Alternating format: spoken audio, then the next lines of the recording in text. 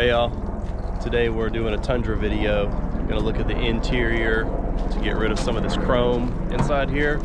If you own a Tundra or a Tacoma, then you know that the interior has got quite a bit of chrome and silver in it. So I bought this package from AJT Designs. This will cover the cup holder here. And this is the shifter cover here, goes that direction.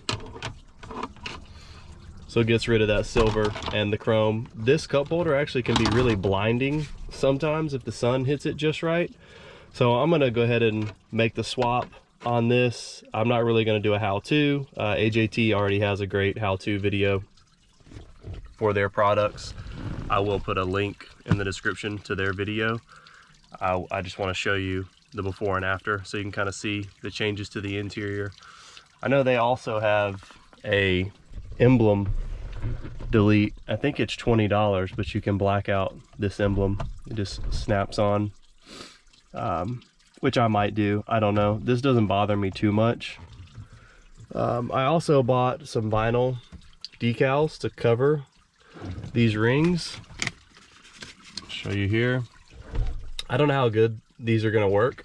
It doesn't seem too hard to apply them, but I don't really know what the vinyl is gonna look like as a finished product. So I'll show you what to expect. AJT also has covers for these, but they have a similar texture to this. They've got like some grooves and stuff. And when I first saw them, I wasn't a huge fan.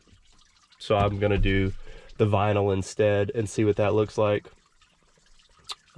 I know I've got to take this whole piece off right here. I'm gonna have to get my interior trim tools and start popping this off, because this whole section, upper section, comes off to expose the underside.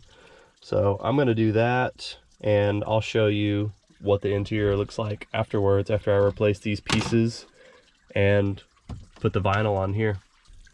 All right, I got the center console pieces done and the vent covers done. I want to show you guys what it looks like.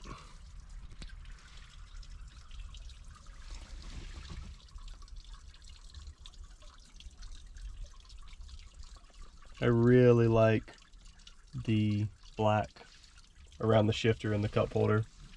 And then I've got the vinyl around the vent openings. The vinyl was super cheap. I think it was less than $10.